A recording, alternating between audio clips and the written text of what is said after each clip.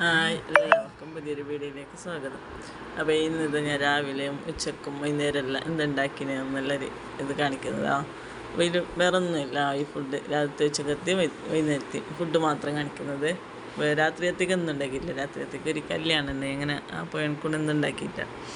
അപ്പോൾ നമ്മൾ നോക്കാം എന്തെല്ലാം ഉണ്ടാക്കിയത് ഞാൻ കാണിക്കാം. അതിൻ്റെ റെസിപ്പിയും കാണിക്കുന്നുണ്ട്. റെസിപ്പി ഞാൻ കടല കറി ഉണ്ടാക്കുന്നതാണ്. അപ്പോൾ അത് മുന്നേ ഞാൻ കാണിച്ചിന്, എങ്കിലും ഞാൻ കാണാത്തവർക്കായിട്ട് എനിക്ക് കാണിക്കാം. നല്ല അടിപൊളി ടേസ്റ്റുള്ള കറിയാണിത്. അപ്പോൾ ഇതിലേക്ക് ഞാനൊരു ഇരുമ്പിൻ്റെ ചട്ടി അടുപ്പിൽ വെച്ചിട്ട് ഇതിലേക്ക് കുറച്ച് വെളിച്ചെണ്ണ ഒഴിച്ച് കൊടുത്തിന്. എന്നിട്ട് കുറച്ച് കടുക് ഇട്ട് കൊടുത്ത്, കുറച്ച് ചീരനും ഇട്ട് കൊടുത്ത്, ചെറിയ ചീരക ഉണ്ടല്ലോ അത് ഇട്ട് കൊടുത്ത്, പിന്നെ കുറച്ച് കറിച്ചപ്പം ഇട്ട് കൊടുത്ത്, എന്നിട്ട് പച്ചമുളകും വെളുത്തുള്ളി ചെറുതായിട്ട് കട്ടാക്കിയിട്ട് അതും കൂടി എണ്ണക്കിട്ട് കൊടുത്തിന്. അപ്പോൾ ഫസ്റ്റ് ഞാൻ പച്ചമുളക് എണ്ണ ഇട്ട് കൊടുത്തിന്. ഇറച്ചിട്ടൊന്നും ഇടുന്നതല്ല, ഇങ്ങനെ കട്ടാക്കിയിട്ട് എണ്ണ കൊണ്ട് ഫസ്റ്റ് എണ്ണക്ക് തന്നെ ഇട്ട് കൊടുത്തു. പിന്നെ ഒരു 1.5 ടീസ്പൂണോളം ഇഞ്ചി വെളുത്തുള്ളി പേസ്റ്റ് ഉണ്ടല്ലോ അത് പേസ്റ്റ് ആക്കിയതും കൂടി ഇട്ട് കൊടുത്തു. എന്നിട്ട് ഒരു സാധാരണ വലുപ്പത്തിലുള്ള ഒരു ഉള്ളി എടുത്തിട്ട് അതിൻ്റെ ഒരു 1/4 ഭാഗം ഞാനിത് എണ്ണയിലേക്ക് ഇട്ട് കൊടുത്തിന്.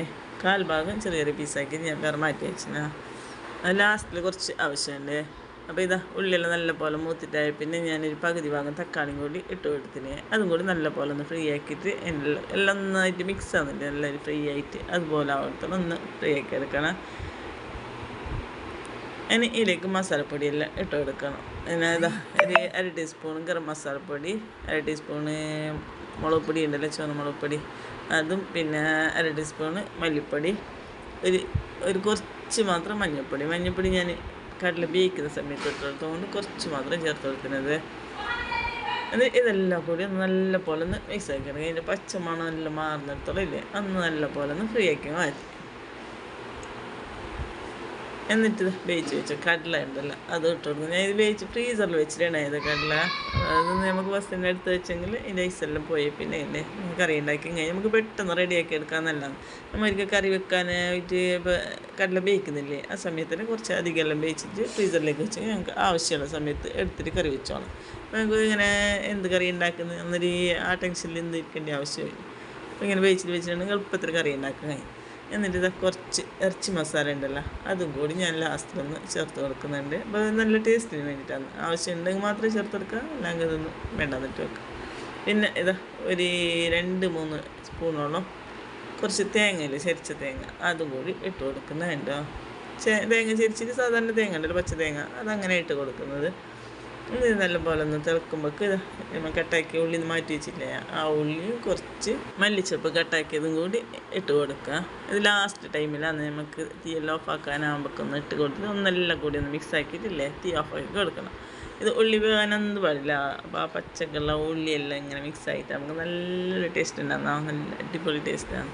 പുട്ടിൻ്റെ കൂടിയും പത്തലിൻ്റെ കൂടിയും ചപ്പാത്തിൻ്റെ കൂടി എല്ലാത്തിനും കൂടി കറി കഴിക്കാം. അപ്പോൾ ഇതൊന്ന് മൂടിയിട്ട് മാറ്റി വെച്ചിട്ട് ഞാനിത് ഈ കറിക്കായിട്ട് ചപ്പാത്തിയാണ് ഉണ്ടാക്കുന്നത്. അപ്പോൾ ചപ്പാത്തിക്ക് ഇങ്ങനെ കുഴക്കുന്ന വീഡിയോ ഒന്നും എടുത്തിട്ടില്ല. അപ്പോൾ ഞാൻ ഉണ്ടാക്കുന്ന വീഡിയോ മാത്രമേ കുഴക്കുന്ന വീഡിയോ ആർക്കെങ്കിലും ചപ്പാത്തിൻ്റെ റെസിപ്പി ആയിട്ട് വേണമെന്നുണ്ടെങ്കിൽ ഒന്ന് കമൻ്റ് ആക്കി ഞാൻ ഉണ്ടാക്കിയിട്ട് കാണിക്കാം. അപ്പോൾ ഇത് നമുക്ക് സ്റ്റോറിൽ നിന്ന് കിട്ടുന്ന പൊടി ഉണ്ടല്ലോ, ചപ്പാത്തിൻ്റെ പാക്കറ്റ് പൊടി. അപ്പോൾ ആ പൊടിയാണ് ഞാൻ യൂസ് ആക്കുന്നത്. അതിലേക്ക് ഞാൻ കുറച്ച് മൈദ ഉണ്ടല്ലോ അതും കൂടി ചേർത്ത് കൊടുക്കും.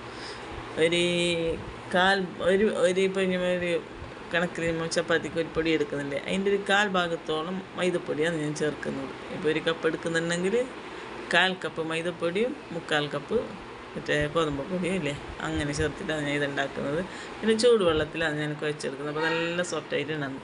ചൂടുവെള്ളം അല്ലെങ്കിൽ തിളപ്പിക്കേണ്ട ആവശ്യമില്ല. മറ്റേ സാധാ പൊടിക്കെങ്കിൽ കുറച്ച് തിളപ്പിച്ചെങ്കിൽ അന്ന് ടേസ്റ്റ് ആകുന്നത്. അപ്പോൾ ഇതിലേക്ക് തിളപ്പിക്കേണ്ട ആവശ്യമില്ല. നല്ലൊരു ചൂടാകുമ്പോൾ ആ വെള്ളത്തിൽ കുഴച്ചെടുത്തെങ്കിൽ നല്ല സോഫ്റ്റായിട്ടുള്ള നല്ല ചപ്പാത്തി അരി കിട്ടുന്നു.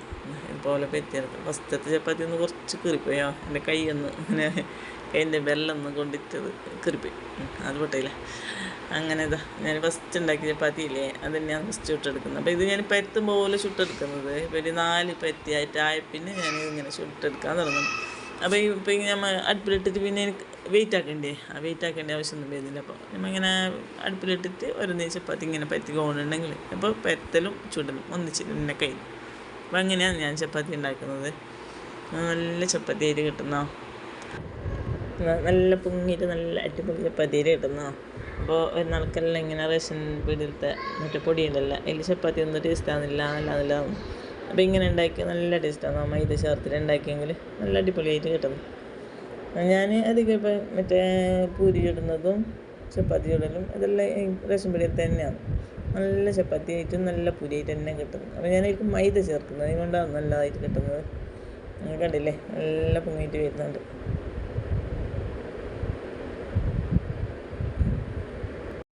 അങ്ങനെ ചപ്പാത്തി പരത്തലും ചുടലെല്ലാം കഴിഞ്ഞ് ചായ എല്ലാം കുടിച്ചിട്ടായി. പിന്നെ പാത്രം കഴിക്കും, മറ്റേ അടുത്ത ക്ലീനിങ്ങിൻ്റെ പണിയെല്ലാം കഴിഞ്ഞ് പിന്നെ ചോറും കറിൻ്റെ പണിക്ക് തുടങ്ങലാണ്. ഒരു 11:30 മണിയായി പിന്നെ ചോറുണ്ടാക്കാൻ തുടങ്ങിയത് തന്നെ. അപ്പോൾ ഇത് റേഷൻ പീടികയിൽ തന്നെ അരി വെച്ചിട്ടാണ് ഇന്ന് ചോറുണ്ടാക്കുന്നത്. ചോറില്ല, ഇന്ന് കഞ്ഞി ഉണ്ടാക്കുന്നതാ. ചെറുപയർ കറിയും കഞ്ഞിയും മറ്റേ മീനില്ലേ, നങ്ക് മീൻ, മാന്തൽ എന്ന് പറഞ്ഞ മീനില്ലേ, ഞങ്ങളുടെ നങ്ക് തന്നോ.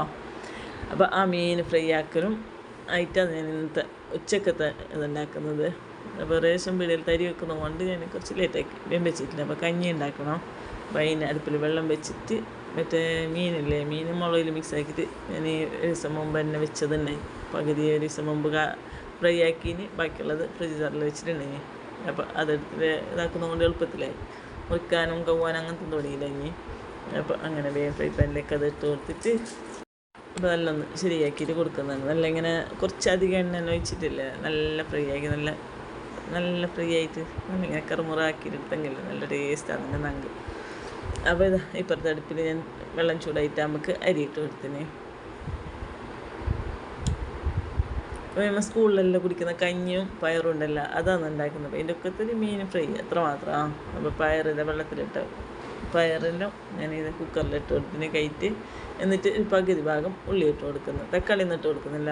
ഒരു 2 പച്ചമുളകും ഇട്ട് കൊടുക്കുന്നു. പച്ചമുളകിൻ്റെ അലെല്ലാം എത്തി ലാസ്റ്റിലേക്ക് എത്തിന്. അങ്ങനത്തെ പച്ചമുളക് തീർന്നിട്ടുണ്ടെയോ. അങ്ങനെ 2 പച്ചമുളക് ഇട്ട് കൊടുത്തിന്. കുറച്ച് മുളക് പൊടി ഉണ്ടെങ്കിൽ മുളക് പൊടി ചേർത്തത്. ഞാൻ അരച്ച മുളക് യൂസാക്കുന്നത്, ഞാൻ കുറേ വീഡിയോയിലെല്ലാം കാണിച്ചില്ലേ. അപ്പോൾ അരച്ച മുളക് ഞാൻ ഇതിൽ കുറച്ച് മാത്രം, കുറേ അധികമൊന്നും വേണ്ട, കുറച്ച് ഇട്ട് കൊടുത്തിന്.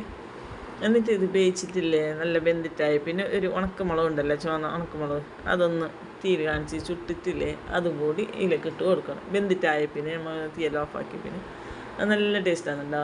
ഒന്ന് ചൂടാക്കിയിട്ട് അത് ഇട്ട് കൊടുത്താൽ നല്ല ടേസ്റ്റാണെന്നുണ്ട്. അങ്ങനെ മീനിൻ്റെ ഒരു ഭാഗം ഫ്രൈ ആയി പിന്നെ മറ്റേ ഭാഗം തിരിച്ചിട്ട് കൊടുക്കുന്നുണ്ടോ. നല്ല കറുത്ത് നല്ല കാഞ്ഞിട്ട് നല്ലൊരു കറുപ്പ് കളറായിട്ട് വരുന്നില്ലേ, അങ്ങനെയാണ് നല്ല കറുമുറാണ്. അപ്പോൾ നല്ല ടേസ്റ്റാണുണ്ടോ. അങ്ങനെ ഒരടുപ്പിൽ ചോറും ഒരടുപ്പിൽ മീൻ ഫ്രൈ ആക്കാനും വെച്ചിനോ. അപ്പോൾ ചോറൊന്ന് തിളച്ചിട്ടാകുമ്പോൾ ഞാൻ കുക്കറിലേക്ക് മാറ്റുന്നത്, തിളക്കാൻ മാത്രം വെക്കുന്നത്. തിളച്ചിട്ട് കുറച്ച് ഉപ്പ് ഇട്ടിട്ട് പിന്നെ ഞാൻ കുക്കറിലേക്ക് മാറ്റി വയ്ക്കും. പിന്നെ അതിന് തിളപ്പിക്കേണ്ട ആവശ്യമൊന്നുമില്ല. കുക്കറിലേക്ക് മാറ്റി വെച്ചെങ്കിൽ അത് നല്ല അടഞ്ഞ് വെന്തിട്ട് വരും. എന്നിട്ട് മീൻ നല്ല പോലെ ഫ്രൈ ആക്കുക. അങ്ങനെ മീൻ ഫ്രൈ ആയി. കഞ്ഞിക്ക് വേണ്ടി ഞാൻ കുക്കറിലേക്ക് മാറ്റി വെച്ച്. എന്നിട്ട് പയറടുപ്പിൽ വെച്ച് അതെല്ലാം കഞ്ഞിയെല്ലാം കുടിച്ച് വൈകുന്നേരമായി. പിന്നെ ചായക്കൊന്നുമില്ല ഇനി. അങ്ങനെ പിന്നെ ഈ മുട്ട അടുപ്പിൽ വെച്ച് 6 മുട്ട അങ്ങനെ എന്തോ അടുപ്പിൽ വെച്ച് വേകാൻ വേണ്ടിയിട്ട്.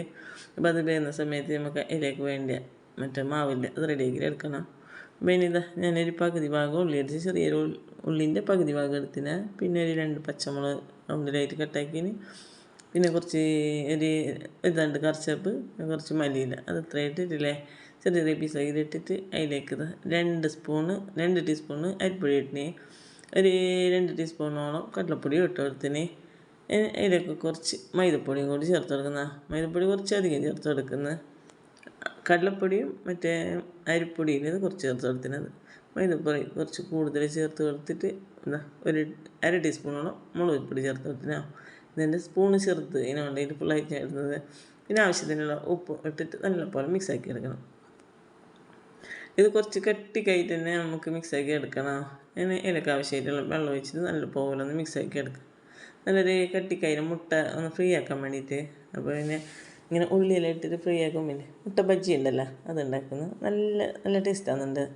പിന്നെ അങ്ങനെ വേണ്ടാന്നിട്ടുള്ളവർക്കില്ലേ, ഇങ്ങനെ ഇപ്പോൾ ഉള്ളി ചെറുതായിട്ട് കട്ടാക്കിയിട്ട് മുട്ടൻ്റെ ഉണ്ണി ഉണ്ടല്ലോ അതിട്ടൊന്ന് മിക്സാക്കി രണ്ടാമത് അതേ ഉണ്ണിയുള്ള സ്ഥലത്തേക്ക് ഫില്ലാക്കിയിട്ട് ഈ ഒരു മാവിലേക്ക് മുക്കിയിട്ട് ഫ്രൈ ആക്കിയിട്ട് എടുക്കാം. അപ്പോൾ അങ്ങനെ ഉണ്ടാക്കാം. അപ്പോൾ ഈ ഒരളവിലായിട്ട് നല്ലൊരു കട്ടിക്കായിട്ട് ഞാൻ മാവൊന്ന് റെഡിയാക്കി എടുത്തത്. ഇനി അടുപ്പിൽ ചീനട്ടി വെച്ചിട്ട് എണ്ണ ഒഴിച്ചെടുത്ത് നല്ല ചൂടാകുന്ന സമയത്തില്ലേ നമുക്കൊന്ന് ഫ്രൈ ആക്കിയിട്ട് എടുക്കണം. ഞാൻ എണ്ണ അടുപ്പിൽ ചൂടാൻ വെച്ചിട്ടില്ലേ മുട്ട പീസാക്കി എടുക്കുന്നുണ്ട്. ഞാൻ 3 പീസാക്കി എടുക്കുന്നു. ഒരു മുട്ടനെ 3 പീസാക്കി എടുക്കുന്നു. 2 പീസാക്കിയാലും മതി, 4 പീസാക്കുന്നുണ്ടെങ്കിൽ അങ്ങനെ ഉണ്ടാക്കുക. എങ്ങനെ ഇഷ്ടമുള്ളത് അതുപോലെ പീസാക്കി എടുക്കുക. ഞാൻ 3 പീസാക്കി എടുത്തിന് ഇതുപോലെ.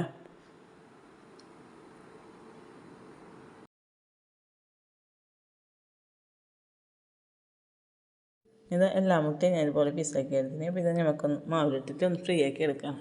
അപ്പോൾ ഇതെണ്ണ ഞാൻ വെച്ചത് നല്ല ചൂടായിട്ട് വന്നിട്ടുണ്ട്. അപ്പോൾ മറ്റേ അടുപ്പിൽ ഞാൻ വെള്ളവും വെച്ച് ചായക്കുള്ള വെള്ളം വെച്ച്. അപ്പോൾ ഇത് റെഡി ആകുമ്പോൾ അവിടെ ചായ റെഡി ആയിട്ട് കിട്ടുമല്ലോ.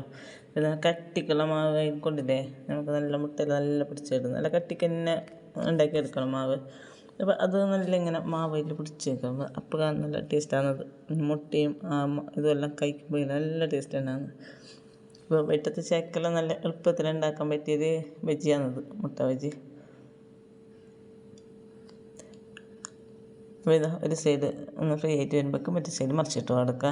അപ്പോൾ ഈ മുട്ടയിൽ ഒന്ന് അതിൻ്റെ ഉണ്ണി പൊട്ടിപ്പോന്നു. ചില സമയത്ത് എണ്ണയിൽ ഇങ്ങനെ കായുമ്പോൾ പൊട്ടിപ്പോന്നു.